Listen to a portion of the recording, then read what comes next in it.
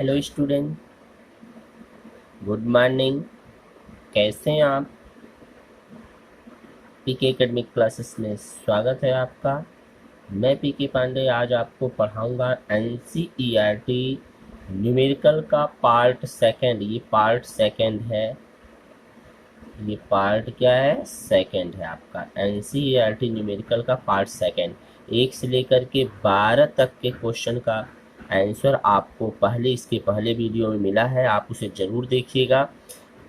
उसके बाद ये 13वां क्वेश्चन एनसीईआरटी का क्या है, कह रहा है मान लीजिए कि प्रश्न 12 में गोले ए और बी का समान आकार के हैं तथा एक तीसरा समान आकार का अनावेशित गोला पहले गोले के संपर्क में लाया जाता है कि इसके तत्पश्चात संपर्क में लाया गया अंत में दोनों को हटा लिया जाता है। ए और बी के बीच नया प्रतिकर्षण बल ज्ञात कीजिए।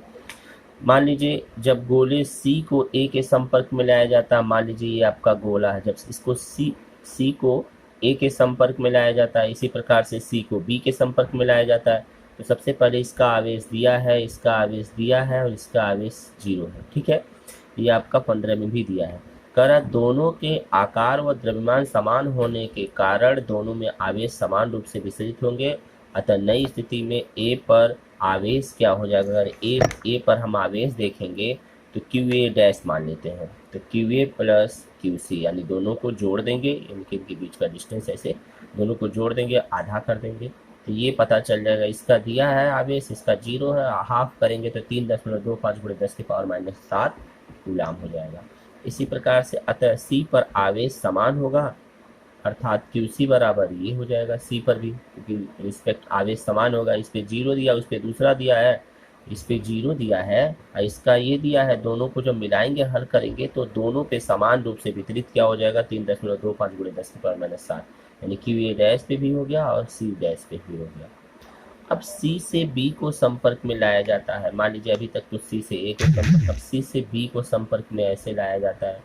जब सी से बी को संपर्क में लाया जाता है तो क्यू बी डैश बराबर, दोनों को ऐड करके हाफ करेंगे तो यहाँ भी पता चल जाएगा 4.875 × 10⁻⁷ कूलाम।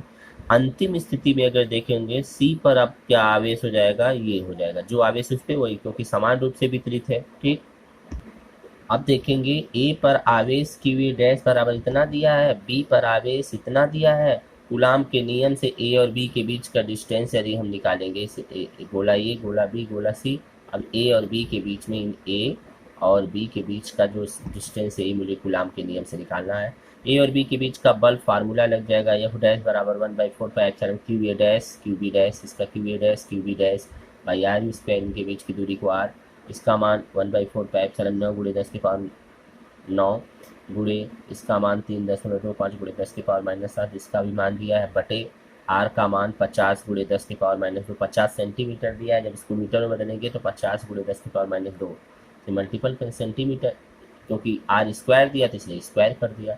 अब इसको हल करेंगे, ये कैलकुलेट करने के बाद ये देखिए ये हो जाएगा 14, 14 में से 9 जाएगा 5, तो 10⁻⁻5 हो जाएगा और इसका आपस में गुणा हो जाएगा और नीचे ये 2 बार हो जाएगा, 50 × 50 और 10⁻², 10⁻² मतलब 10⁻4 ऊपर भेज देंगे तो हो जाएगा प्लस, और माइनस में से घटेगा तो -1 बचेगा। हल करने पे कैलकुलेशन इसका आप कर लीजिएगा, कैलकुलेट करने के होमवर्क है ये आपका, कैलकुलेट करने के बाद ये आपको रिजल्ट मिलेगा। यह प्रतिकर्षणकारी होगा क्योंकि दोनों की क्या है? समान आवेशित है। ठीक, आइए क्वेश्चन नंबर 14 देखते हैं। 14 क्या कहता है?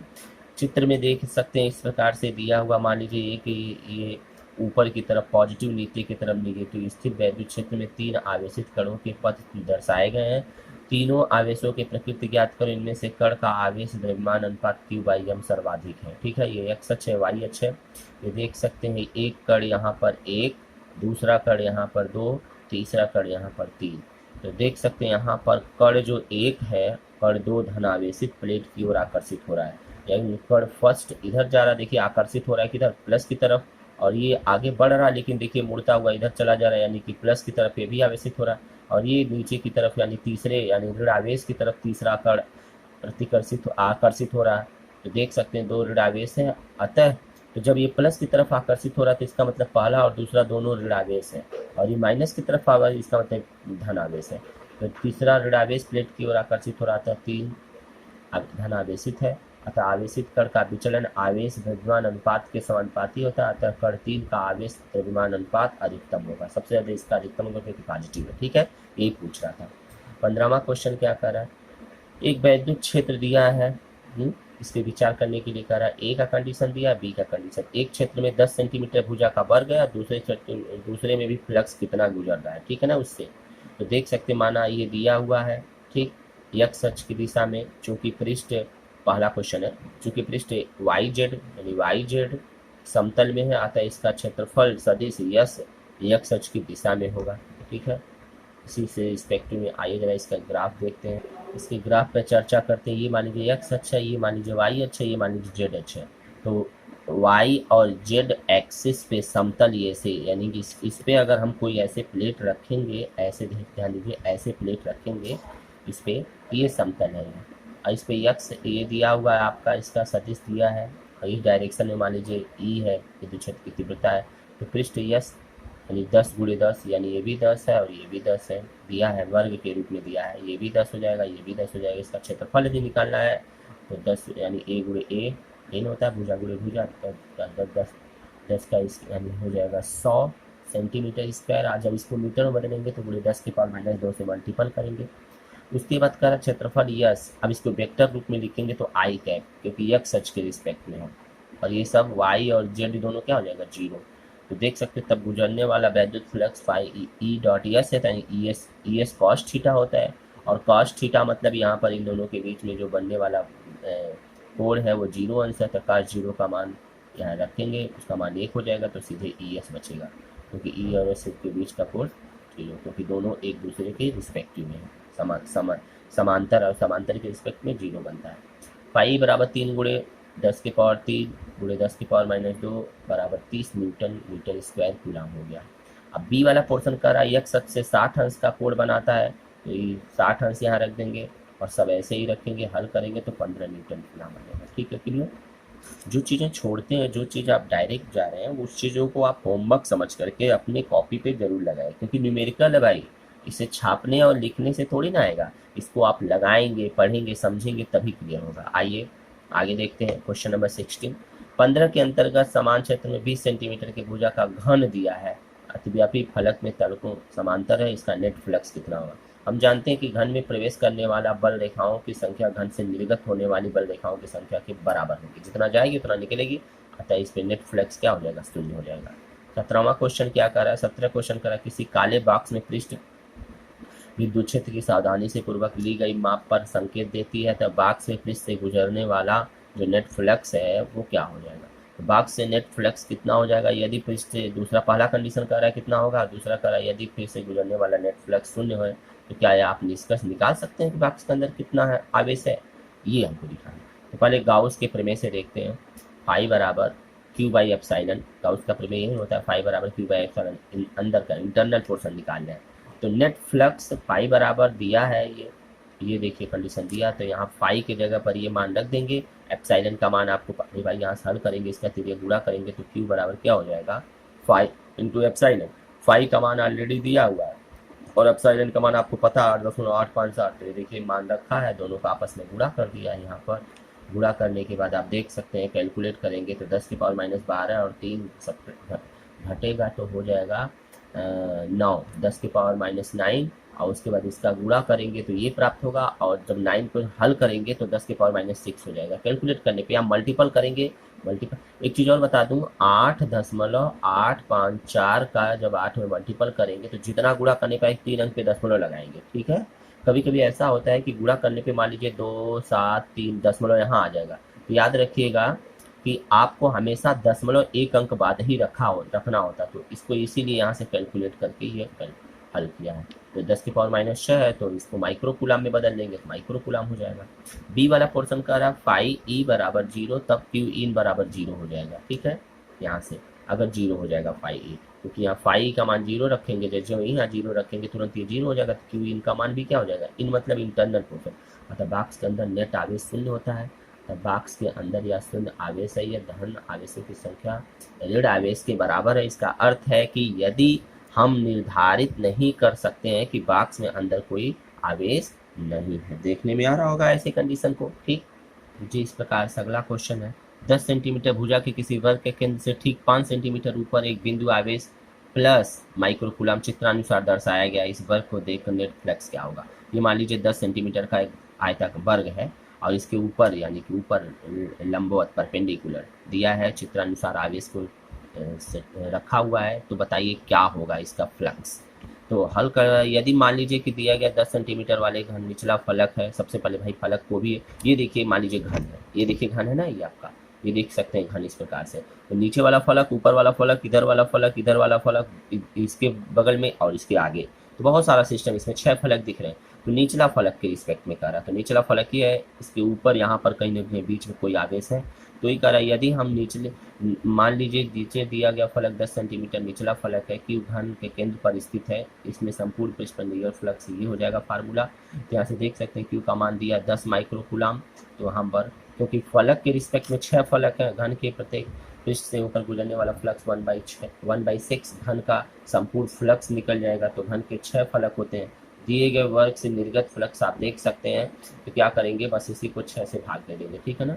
यानी कि फाई डैश बराबर अगला हो जाएगा फाई E/6, और फाई का मान Q/ε0/6, मतलब ऐसे भी लिख सकते हैं, अरे भाई Q/ε0/6 जब लिखेंगे तो इसको ऐसे भी लिख सकते हैं Q/ε0, अब बगल में 1/6 कर सकते हैं, ठीक है। ये क्लियर हो जाएगा। तो देखने में आ गया कि आपने ऐसे लिखा तो 1/6, इसका मान Q का मान दिया हुआ 10 के पावर, ये माइक्रो कुलाम को जब बदलेंगे 10 के पावर -6 से मल्टीपल करेंगे कुलाम हो जाएगा, और इसका मान आपको पता है 8.85 पूरे 10 के पावर -12, कैलकुलेट करेंगे तो आपको 1.88 पूरे 10 के पावर 5 न्यूटन मीटर स्क्वायर प्रति कुलाम प्राप्त हो जाएगा।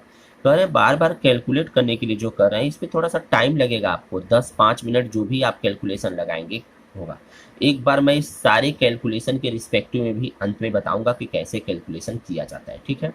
आइए क्वेश्चन नंबर 19 देखते हैं क्या कर रहा है। 19 कह रहा है कि 20 माइक्रोकूलम का एक बिंदु आवेश किनारों पर 9.0 सेंटीमीटर किनारे पर किसी घने गाउस पृष्ठ के केंद्र पर स्थित है, पृष्ठ से गुजरने वाला नेट फ्लक्स क्या होगा। तो माना आवेश की घनी गाउस, यानी मान लीजिए कोई इस प्रकार से घनाभाकार लिया है, घन के रिस्पेक्ट में लिया है, ये 9 सेंटीमीटर दिया है, स्थित है, तो क्यू का मान इस यहाँ पर है, ये दिया हुआ 2 माइक्रोकूलम, तो इसको बदलेंगे तो इंटू 10⁻⁶ कूलम हो जाएगा। घन की भुजा 9 सेंटीमीटर दिया है, गाउस के प्रमेय से अगर देखेंगे तो Q/ε, क्यू का मान दिया है, एप्सिलॉन का मान ये है, कैलकुलेट करेंगे तो 2.26 गुणे 10 के power 5 newton metre square coulomb हो जाएगा। अतः पृष्ठ का नेट वैद्युत फ्लक्स ये प्राप्त हो गया, ठीक, क्लियर होगा। आइए अगला क्वेश्चन देखते हैं। जी हाँ, क्वेश्चन के लिए बहुत ज़्यादा सोचना समझना नहीं है, दिया हुआ है, बस आपको उसको समझ करके कैलकुलेट करना है।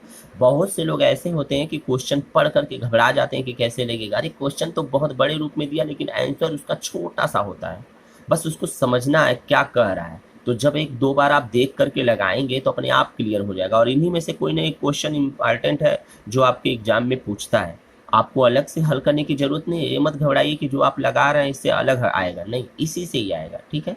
अगला देखते हैं, किसी बिंदु आवेश के कारण उस बिंदु के केंद्र पर खींचे गए 10 सेंटीमीटर त्रिज्या का गोलीय गाउसियन पृष्ठ पर वैद्युत फ्लक्स इतना है। नंबर फर्स्ट और नंबर सेकंड।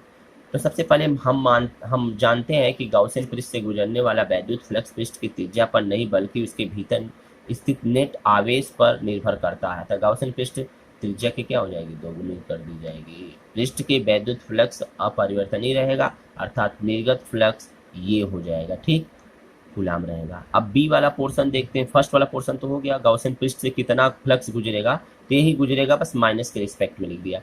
अगला कह रहा है बी वाला पोर्शन, ये हो गया इसका फ्लक्स। अब ये त्रिज्या दिया 10 सेंटीमीटर का कह रहा है उसमें, तो गाउस के अनुसार Q/ε, तो यहाँ से Q का मान निकालेंगे तो इसके यहाँ गुणा करेंगे तो फाई × ε0, और फाई का मान आपको दिया है ये, और एप्सिलॉन का मान ऑलरेडी आपको पता होता है, मल्टीपल करेंगे तो ये आपका कैलकुलेशन आएगा, ठीक। अतः केंद्र पर बिंदु आवेश यही प्राप्त हो जाएगा माइनस के रिस्पेक्ट में। इंटरनल पोर्शन में उसके अंदर पूछ रहा है, देख सकते हैं गाउसियन पृष्ठ की दोगुनी कर दी जाए, और ये क्या कर रहा है, बिंदु आवेश के कारण। तो बिंदु आवेश के कारण हमेशा गाउसियन पृष्ठ ऐसे माना जाता है, ठीक है, गोलाकार माना जाता है। आइए अगला क्वेश्चन देखते हैं। क्वेश्चन नंबर 21 क्या कर रहा है। क्वेश्चन नंबर 21 कह रहा है 10 सेंटीमीटर त्रिज्या के चालकीय गोले पर एक अज्ञात आवेश यदि गोले के 20 सेंटीमीटर त्रिज्या दूरी पर रखा गया तो क्षेत्र इतना दिया है। तो कह रहा अंतर्मुखी यानी रेडियली इनवर्ड, तो गोले पर नेट आवेश क्या होगा। माना आवेश Q गोले के 20 सेंटीमीटर की दूरी पे आवेश Q है, ये यहाँ से 20 सेंटीमीटर की दूरी पर कोई बिंदु P रखा गया है, का दूरी पर क्षेत्र, ये दिया हुआ क्षेत्र भी दिया है इसका कितना 1.5 गुणे 10 के पावर 3। वैद्युत क्षेत्र की तीव्रता का फार्मूला ये हो जाएगा 1/4 pi epsilon Q by R square, याद रखिएगा ये फार्मूला होता है। ई का मान दिया है यहाँ रखेंगे, 1/4 पाई एप्सिलॉन 0 का मान यहाँ पर है, Q का मान नहीं दिया, R का मान दिया है 20 सेंटीमीटर, जब इसको मीटर में बदलेंगे तो 20 गुणे 10 के पावर -2 से मल्टीपल कर देंगे और गुणे स्क्वायर हो जाएगा। तो आप देख सकते हैं यहाँ से Q का मान निकालना, तो इसका यहाँ तिर्यक गुणा करेंगे यहाँ, तो ये देखिए तिर्यक गुणा करेंगे तो 1.5 गुणे 10 के पावर 3, और जब इसका गुणा करेंगे तो 20 गुणे 10 के पावर, अरे भाई इसका करेंगे तो स्क्वायर है ना, तो 20 गुणे 20 हो जाएगा, और 10 के पावर -2 का करेंगे 10 के पावर -4 हो जाएगा, और ये इसके नीचे चला जाएगा बटे 9 गुणे 10 के पावर 9, तो बचेगा केवल Q। Q को केवल यहाँ छोड़ना है, तो जब इसको तिर्यक गुणा करेंगे और इसको भेजेंगे तो नीचे आ जाएगा। ठीक, आइए जरा इसको देखते हैं। चूँकि वैद्युत क्षेत्र क्या देखने में, इसको जब कैलकुलेट करेंगे तो आपको ये प्राप्त होगा। वैद्युत क्षेत्र त्रिज्य अंतर्मुखी यानी त्रिज्या के रिस्पेक्ट में अतः आवेश ऋण प्रकृति की तरफ होगा। क्लियर हो गया, क्योंकि उसके अंदर यानी कि इसके तरफ आ रहा है, यानी इसके तरफ आ रहा है। ठीक है, आइए, क्योंकि पॉजिटिव दिया है तो इसके अंदर की तरफ जाएगा तो नेगेटिव हो जाएगा। 22वां क्वेश्चन, यदि किसी एक समतली चालकीय गोले का व्यास 2.4 मीटर है तथा गोले के पृष्ठीय आवेश घनत्व 80 माइक्रोकूलम मीटर स्क्वायर है, तो फर्स्ट और सेकंड कंडीशन को आपको क्या, गोले पर आवेश और गोले का वैद्युत फ्लक्स कितना होगा। क्लियर। एक चीज और देखिए, व्यास दिया है, व्यास से त्रिज्या निकालने के लिए तो r बराबर d/2 होता है, यानी उसका आधा हो जाएगा, 2.4/2, तो हल करेंगे तो 1.2 प्राप्त हो जाएगा। ठीक है जी हाँ, तो क्या कह रहा है देखते हैं। मान लीजिए गोला है, यहाँ से r त्रिज्या है, इस पे पॉजिटिव यानी धन आवेश है, तो देख सकते हैं व्यास दिया है तो यहाँ से त्रिज्या निकल गया इसका। गोले पर पृष्ठ आवेश घनत्व तो सिग्मा बराबर दिया, ये भी 8 माइक्रोकूलम, बदलेंगे तो 10 के पावर -6 से गुणा करेंगे तो कूलम में हो जाएगा। उसके बाद ए वाला कंडीशन क्या कर रहा है, पृष्ठ घनत्व, तो पृष्ठ घनत्व सिग्मा बराबर होता आवेश बटे पृष्ठीय क्षेत्रफल ए, तो आवेश Q और बटे पृष्ठीय क्षेत्रफल 4 पाई r स्क्वायर, क्योंकि गोला है और गोले का क्षेत्रफल के रिस्पेक्ट में देखेंगे तो खोखला गोला है, 4 पाई r स्क्वायर हो जाएगा। यहाँ से Q रहने दीजिए, इसका यहाँ गुणा करिए तो सिग्मा इंटू 4 पाई r, तो सिग्मा का मान दिया है, सिग्मा मतलब पृष्ठ घनत्व, इसका मान दिया 80 गुणे 10 के पावर -6 और गुणे 4 और गुणे पाई का मान 3.14 होता है, और r का मान दिया हुआ है 1.2 गुणे 1.2, निकाले ना त्रिज्या, यहाँ देखिए r निकला है मीटर। तो उसके बाद हल करेंगे, कैलकुलेशन इसका निकालेंगे तो ये आपको मिलेगा 1.4 गुणे 10 के पावर -3 कूलम। बी वाला क्वेश्चन इसी तरीके से करा, ये होमवर्क था आपका। गाउस प्रमेय के अनुसार यदि पृष्ठ से निर्गत कुल फ्लक्स दिया है तो ये इस Q का मान अभी आपने निकाला, ये रख देंगे, इसका मान ऑलरेडी आपको पता है, इसको कैलकुलेशन करेंगे, ऊपर नीचे मल्टीपल करेंगे तो आपको क्वेश्चन प्राप्त हो जाएगा, न्यूटन मीटर स्क्वायर प्रति कूलम। क्लियर। 23वां क्वेश्चन क्या कर रहा है आपके रिस्पेक्ट में, 23वां, ये सब NCERT क्वेश्चन है। 23वां क्वेश्चन कर रहा है, एक अनंत रेखीय आवेश 2 सेंटीमीटर की दूरी पर 9 गुणे 10 के पावर 4 न्यूटन कूलम विद्युत क्षेत्र उत्पन्न करता है, रेखीय आवेश घनत्व ज्ञात करो।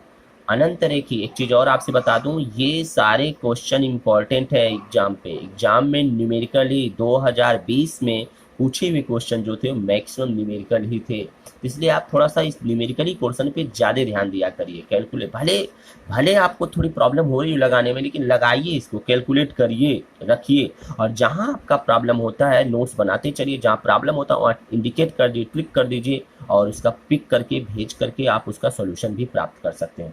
आइए अनंत रेखीय, तो अनंत रेखीय मान लीजिए ऐसे कोई एक अनंत रेखीय ऐसे समतल तार है, रेखीय आवेश r दूरी पर स्थित, इससे r दूरी पर स्थित है E, तो E फार्मूला होता है E = λ/2 epsilon 0 into r, 1/4 pi epsilon, 2 से ऊपर नीचे गुणा कर दीजिए, 2 से यहाँ तक 2 लैम्डा हो जाएगा, और नीचे करेंगे तो 2 दूनी 4, 4 पाई एप्सिलॉन 0 हो जाएगा इंटू r हो जाएगा। तो E का मान 9 गुणे 10 की पावर 14, ठीक है, दिया हुआ है। r का मान 2 सेंटीमीटर, तो मीटर में बदलेंगे तो 10 की पावर -2 से मल्टीपल करेंगे। प्रतिस्थापन करने पर यदि मान यहाँ पर रखेंगे, ये देखिए 9 गुणे 10 की पावर 4 यहाँ पर रख देंगे, यहाँ पर 2 रहने दीजिए, लेमडा का मान आपको ऐसे रहने दीजिए, नहीं पता है, 1/4 पे एप्सिलॉन 0 का मान 2 गुणे 10 की पावर 9 है। अब बटे आप देख सकते हैं यहाँ से r का मान 2 गुणे 10 की पावर -2 निकला है, ठीक है, यहाँ रख देंगे। लेमडा का मान निकालना तो इसका यहाँ तीन गुणा करेंगे, इसको बटे भेज देंगे तो लेमडा का मान निकल जाएगा। अरे भाई A बराबर B गुणे C बटे, अगर डी हो तो इसका यहाँ गुणा करेंगे तो ए गुणे डी हो जाएगा। अब बी को नीचे भेज देंगे तो डी बी अब बराबर क्या हो जाएगा सी। इसी सी का मान है लेमडा का मान निकालना तो इसको यहाँ गुणा करेंगे, इसको बटे भेज देंगे। ये देखिए गुणा किया 9 गुणे 10 की पावर 4 और फिर 2 गुणे 10 की पावर -2 अब बटे 2 गुणे 9 गुणे 10 की पावर 9। कैलकुलेट करेंगे, इसको हल करेंगे तो 10 की पावर -7 गुणाम आ जाएगा। ठीक है, अतः रेखीय आवेश घनत्व के रिस्पेक्ट में आपका इतना मीटर है। ठीक, आइए अगला देखते हैं। दो बड़ी पतली धात्विक प्लेटों के एक दूसरे के समांतर एवं समीप स्थापित है। इसके भीतर फलकों पर प्लेटों के पृष्ठीय आवेश घनत्व का चिन्ह विपरीत है। इसका परिमाण ये दिया है तो कह रहा प्रथम प्लेट के बाएं क्षेत्र पर कितना होगा, द्वितीय प्लेट के बाएं क्षेत्र पर कितना होगा, प्लेटों के बीच में कितना होगा। वैद्युत क्षेत्र ई का परिमाण परिकलित कीजिए। तो आइए जरा देखते हैं कंडीशन क्या है। यदि दो प्लेट ए और बी दिया है, दोनों के आवेश पृष्ठ घनत्व दिया है, सिग्मा ए मान लीजिए, इसको सिग्मा बी मान लीजिए, दोनों का दिया हुआ है। तो मान लीजिए एक प्लेट ये है ए है, दूसरा प्लेट बी है, तो इस पे सिग्मा ए हो गया, इस पे मान लीजिए क्या डेल्टा बी हो गया, ये दोनों का। और ये इसके डायरेक्शन में एक बाहर की तरफ एक अंदर की तरफ, माने इसकी ये पॉजिटिव के रिस्पेक्टिव में है। ये देख लीजिए पॉजिटिव है ए, क्योंकि इस पे पॉजिटिव यहाँ निगेटिव है तो इसका मतलब ये निगेटिव है। तो आप देख सकते हैं यहाँ प्लस है यहाँ माइनस है, तो प्लस की वजह से बाहर जाएगा और माइनस की वजह से अंदर की तरफ लगेगा। अगर यहाँ देख कर देखेंगे तो प्लस की वजह से बाहर जाएगा और माइनस की वजह से इसके तरफ जाएगा। और यहाँ देखेंगे अरे भाई तीन कंडीशन बनेंगे ना कोई चीज़, एक इस तरफ, एक बीच में और एक दूसरी तरफ। तो इस तरफ आप देख सकते हैं ई बाहर है, ई बी अंदर की तरफ है, ई और ई बी दोनों अंदर की तरफ, क्योंकि इसके कारण बाहर जाता है और इसके कारण अंदर की तरफ आता है, दोनों एक दिशा में हो जाएंगे। और यहाँ देखेंगे तो इसके कारण अंदर की तरफ होगा, ठीक है, और इसके कारण बाहर की तरफ होगा, तो बाहर की तरफ हो गया। ठीक है, यानी दोनों कंडीशन। आइए देखते हैं, तीन क्षेत्र दिए गए हैं, फर्स्ट सेकंड थर्ड। फर्स्ट में क्या कर रहा बाएं क्षेत्र, सेकंड कर रहा प्लेट का बाएं क्षेत्र, और थर्ड में प्लेट के बीच का क्षेत्र है। क्षेत्र थर्ड जो है प्लेट के बीच का क्षेत्र है। अब देखते हैं, एक गॉस पृष्ठ के अनुसार प्लेटों में पृष्ठ आवेश घनत्व परंतु विपरीत है, अतः क्षेत्र ए में अगर इसके रिस्पेक्ट में देखेंगे तो दोनों को जोड़ेंगे, और दोनों को जोड़ेंगे तो ये कंडीशन हो जाएगा, क्योंकि इसका मान ये दिया हुआ है सिग्मा बाई 2 एप्सिलॉन 0, और इसका मान हो जाएगा माइनस के रिस्पेक्ट में सिग्मा बाई 2 एप्सिलॉन 0। कल करेंगे तो 0 प्राप्त हो जाएगा। यानी दूसरे के कारण अगर देखते हैं, दूसरे क्षेत्र के कारण, तो ई सेकंड बराबर ई ए और ई बी को जोड़ेंगे तो ई ए और ये दोनों जुड़ेगा, प्लस माइनस इसमें भी 0 हो जाएगा।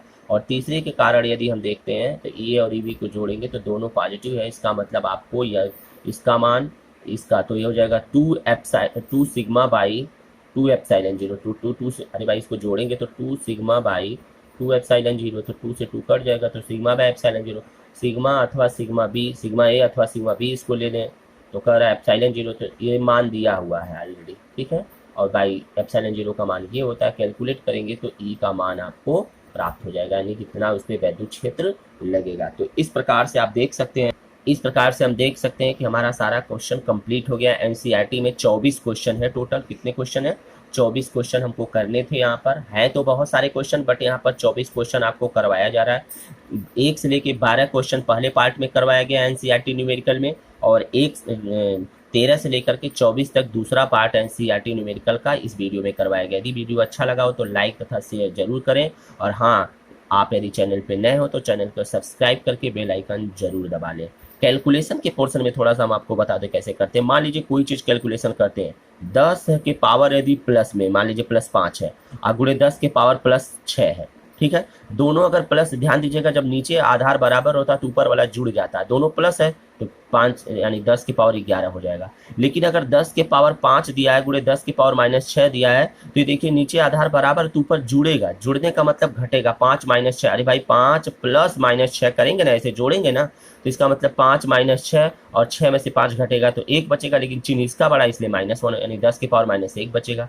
यही थोड़ा सा कैलकुलेशन आपको करना रहता है 10 के रिस्पेक्ट में, हमेशा 10 के पावर के रिस्पेक्ट में बना करके कैलकुलेशन करिए तो आसान होगा। और जो वो अंक है जैसे 2.3 है, गुणे 5 9 यानी गुणे 8.85, इस तरीके से जो भी अंक है सबका आप आराम से गुणा कर लीजिए, और दशमलव को बस केवल एक अंक पे रखा जाता है, और ऊपर नीचे वाला जो सिस्टम दिया उसको कट पिट कर लिया जाता है, मतलब उसको भाग देकर डिवीजन देकर के, यदि छोटे छोटे सबसे पहले 2 से कट करते हैं, फिर 3 से कट करते हैं, फिर 5 से, ऐसे करके देखते चले जाते हैं। ठीक है, तो बड़ा दिक्कत तो नहीं होनी चाहिए आपको। ठीक है, तो आज के लिए बस इतना रहने देते हैं, धन्यवाद। एक चीज़ और मैं आपसे बताना चाह रहा हूँ कि अब हमारा दूसरा चैप्टर स्टार्ट होगा। यहाँ देख सकते हैं कक्षा 12 का जो भौतिक स्टार्ट है 2020 और 21 का, इसमें हमने लिखित वाले में 2 पार्ट करवाया था, खंड क और खंड ख। तो खंड क वाले में देख सकते हैं पहला चैप्टर स्टार्ट है, और खंड क का पहला चैप्टर जो स्टार्ट था एनसीईआरटी में पहला था, लेकिन और बुकों में 2 चैप्टर, यानी देखें तो ये 2 चैप्टर हमने आज कंप्लीट कर दिया। अब हमको ये चैप्टर पढ़ना है, एनसीईआरटी का दूसरा चैप्टर और प्राइवेट बुक से तीसरा, यानी स्थिर वैद्युत विभव तथा धारिता के रिस्पेक्ट में क्या होता है। नेक्स्ट हमारा चैप्टर ये होगा। आज के लिए बस इतना ही, धन्यवाद।